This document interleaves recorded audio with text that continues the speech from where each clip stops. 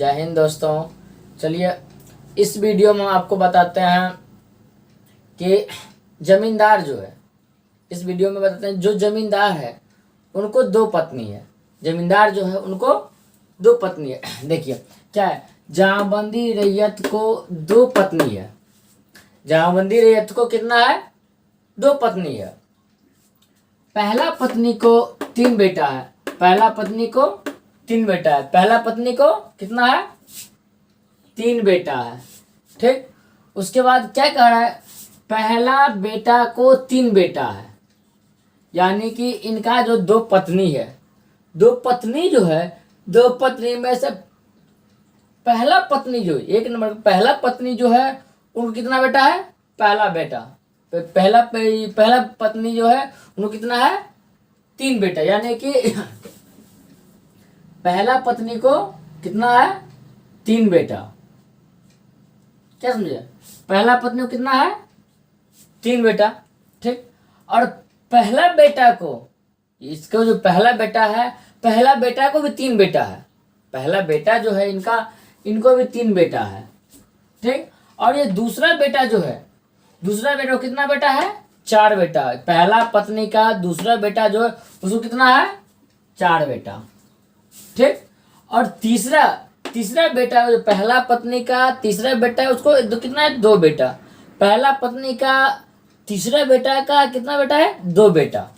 कितना हो गया? दो बेटा। अब चलिए यहां तक खेल खत्म। पहला पत्नी का जो है, पहला पत्नी का हिस्सा खत्म। अब आता है दूसरा पत्नी। दूसरा पत्नी को है, ये जो दूसरा पत्नी को कितना बेटा है? दो बेटा। इसका जो दूसरा पत्नी है, जो जमींदार रैयत जो है, इनको कितना है? इसको कितना पत्नी है? दो पत्नी। दो पत्नियों से पहला पत्नी का हो गया। दूसरा पत्नी जो है, दूसरा पत्नी को कितना बेटा है? दो बेटा। दूसरा पत्नी को कितना है? ओनली फॉर सिर्फ दो बेटा। अब जो दो बेटा बचा है, पहला बेटा को कितना बेटा है? तीन बेटा। ये जो दूसरा पत्नी है, दूसरा पत्नी को पहला बेटा को कितना बेटा है? तीन बेटा। ठीक। उसके बाद आता है दूसरा पत्नी को कितना दूसरा पत्नी को दूसरा बेटा को कितना बेटा है? दो बेटा। ठीक। दूसरा पत्नी को दूसरा बेटा जो है वो दो बेटा है। अब चलिए, अब सवाल कहता है, अब क्या कह रहा है? जहांबंदी रैयत के पास, जहांबंदी ये जो रैयत है, ये जहांबंदी रैयत के पास 48 कट्ठा जमीन है। ये जो जहांबंदी रैयत है, जहांबंदी रैयत जो है, इनके पास कितना जमीन है? सिर्फ 48 कट्ठा। कितना है? 48 कट्ठा। 48 कट्ठा है, उसके बाद 48 कट्ठा जमीन है तो लेखिकारी, माने कि जिसने जमीन लिखा है, चाहे इनका बेटा लिखा है, चाहे इनका बेटा लिखा है, चाहे इनका जो भी बेटा, जिनका भी बेटा लिखा है, उस लेखिकारी के पास कुल कितना रकबा बचा है? वो जो लेखिकारी है उनके पास कुल कितना रकबा बचा है? चलिए, इसके पास कितना टोटल कुल जमीन है? 48 कट्ठा। हो गया? 48 कट्ठा जमीन कुल बचा हुआ है। कुल जमीन कितना बचा हुआ है? 48 कट्ठा। अब इसमें सवाल क्या आता है? अब सवाल आता है कि जमीन बेचा कौन है? आप मान लीजिए कौन बेचा? सबसे बेटा किसको ज्यादा है? इनको है। ये जो है पहला पत्नी है, पहला पत्नी का दूसरा बेटा है, इसको चार बेटा है। मान लीजिए ये जमीन बेचा है। कौन बेचा है? ये बेचा। ठीक। इनके पास कुल कितना रकबा है? टोटल के पास कितना रकबा है वो चलिए हम बताते हैं। ठीक। अब जहांबंदी रैयत के पास से हम बताते हैं वर्षावली कैसे बनाना है। ठीक।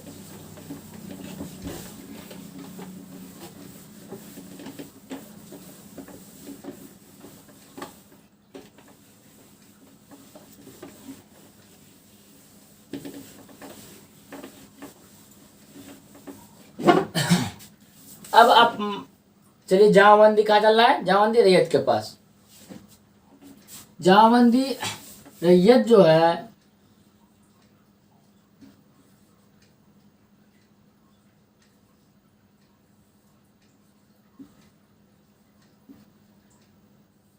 जमाबंदी जो रैयत है इनको कितना पत्नी है? 2 पत्नी। इनको 2 पत्नी है।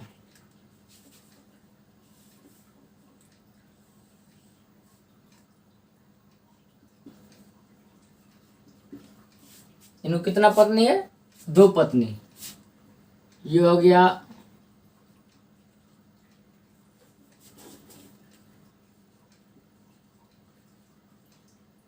पहला पत्नी। ये हो गया आपको दूसरा पत्नी। ठीक, इनको पहला बीवी और दूसरा बीवी आ गया। अब चलिए इनमें आ जाता है सवाल आपको, पहला जो है इनको कितना बेटा है? कितना बताए थे बेटा? 3 बेटा था। पहला पत्नी को कितना बेटा था? 3 बेटा।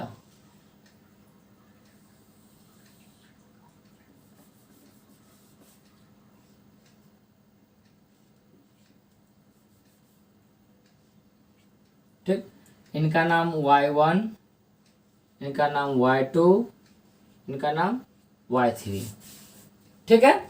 अब आता है ये पहला बेटा जो है, इनको कितना है? 3 बेटा। Y1 को कितना बेटा है? 3 बेटा।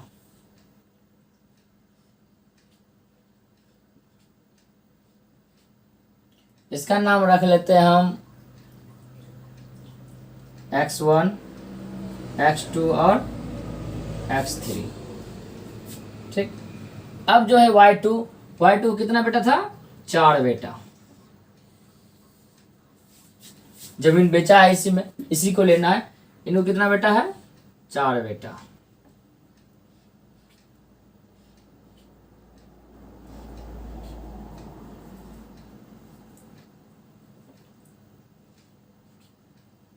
इसका नाम रख लेते हैं O1, वो नहीं रखते हैं, 0 में आ जाते हैं गिनती। इसका नाम रख लेते हैं B1, B2, B3, B4। और Y3 जो है इनको कितना बेटा है? ओनली 4, 2 बेटा। इसका नाम रख देते हैं A1 और A2। ठीक, इनका वंशावली हो गया, इनका वंशावली बन गया। अब चलते हैं दूसरा पत्नी में। दूसरा पत्नी को कितना बेटा है? 2 बेटा।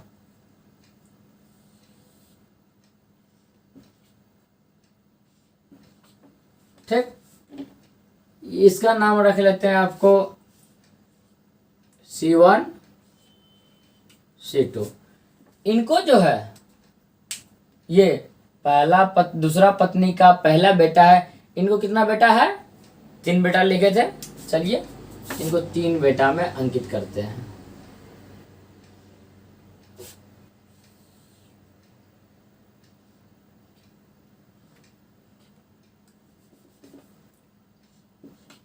ठीक, इनका नाम रख लेते हैं आपको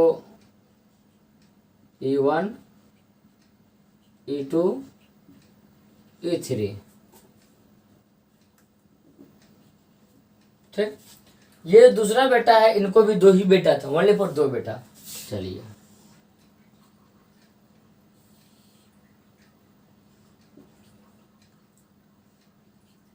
इसका नाम है H1, H2। आ गया यहाँ तक, वंशावली मेरा बन के तैयार हो गया है। जमीन बेचा है कौन कौन लिए थे हम? इसका बेटा है, इसको ले लेते हैं। ये जमीन बेचा है। ये कौन है? रैयत है। ये कौन है? लेखिकारी हुआ।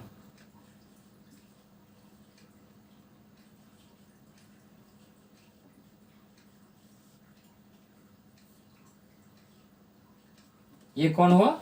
लेखिकारी। ये जो गया है ये आपको लेखिकारी। ये जमीन बेचा है। जिनको बेचा? ये बेचा है। चलिए अब हम इसमें चलते हैं कि कुल रकबा ये जो है इस जमाबंदी रैयत के पास में कुल कितना था? 48 कट्ठा। अब सवाल आता है, ये जो 48 कट्ठा है ये तो रैयत के पास में है, इनको कितना पत्नी है? 2 पत्नी। स्वाभाविक बात है कि इनको जो भी है बराबर हिस्सा होगा। तो 48 का आधा 24 होता है। 24 पहला पत्नी के पास, 24 दूसरा पत्नी के पास। चलिए, इनके पास हो गया, पहला पत्नी के पास आपको 24 कट्ठा, दूसरा पत्नी के पास भी हो गया आपको 24 कट्ठा हो गया। अब जो है पहला पत्नी, इसको 1 2 3 बेटा है। 24 को 3 भाग डिवाइड करेंगे। 24 को हम 3 भाग डिवाइड करते हैं तो 8 होता है। तो y1 को हो गया आपको 8 कट्ठा, y2 को भी गया 8 कट्ठा, y3 को भी हो गया आपको 8 कट्ठा। ठीक। अब जो है ये इनके पास भी 3 बेटा, y1 के पास भी 3 बेटा है। अब 8 कट्ठा क्या करेंगे हम? 3 डिवाइड करेंगे तो ये कुछ डिसमल में चले आते हैं। इसको क्या कर लेते हैं हम? डिसमल में निकाल लेते हैं। इनको जो है 8 कट्ठा को हम डिसमल में निकाल लेते हैं। 8 कट्ठा बराबर हो जाता है आपको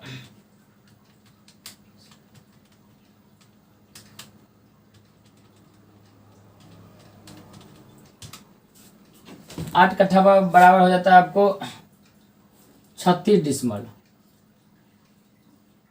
36.646 डिसमल हो गया ये।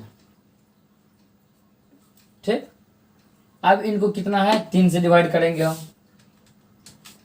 इनको हम 3 से डिवाइड करेंगे तो हो जाता है y1 के पास में 12.216, y2 के पास में 12 ये हो गया डिसमल, 12.216 डिसमल। इसके पास में भी हो गया 12.216। ठीक। अब चलिए y3 है, ये जो है y2 के पास भी 18 है, 18 कट्ठा। ये 4 से भागा करेंगे 2 2 कट्ठा हो गए।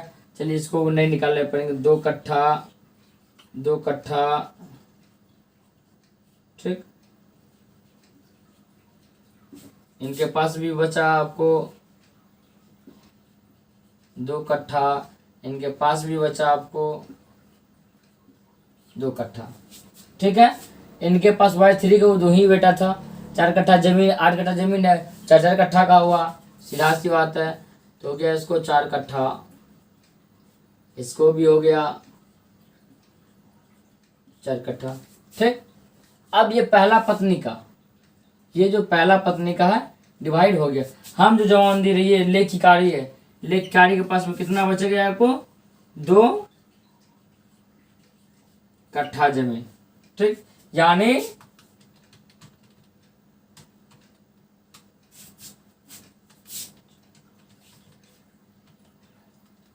ठीक, यानी हो गया बराबर आपको 8.732 डिसमल।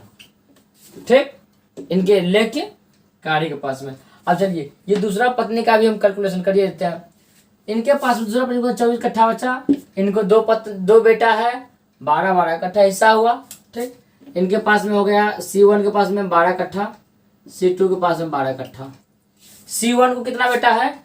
3 बेटा है, 12 को 3 से भागा करेंगे, कितना हो गया? 4 12। इसको हो गया आपको 4 कट्ठा, इनको हो गया 4 कट्ठा और इनको हो गया 4 कट्ठा। ये जो है C2 के पास में 12 कट्ठा जमीन है, इनको भी 2 बेटा है, 2 से भागा करेंगे, 12 को 6 हो गया, 6 कट्ठा, इनको हो गया 6 कट्ठा, इनको हो गया। इसका भी कैलकुलेशन खत्म। अब मेन मुख्य आता है आपको रेखिकारी। अब यहाँ पे लिख सकते हैं लेख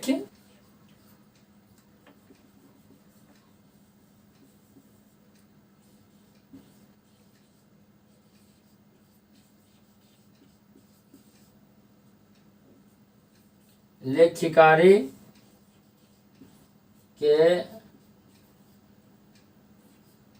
पास दादा का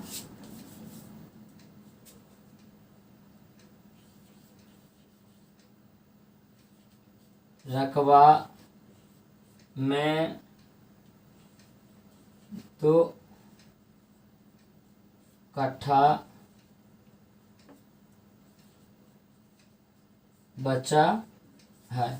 इनके पास जो है ओनली फॉर 2 ही कट्ठा जमीन बचा है। किसके पास? लेखकारी के पास।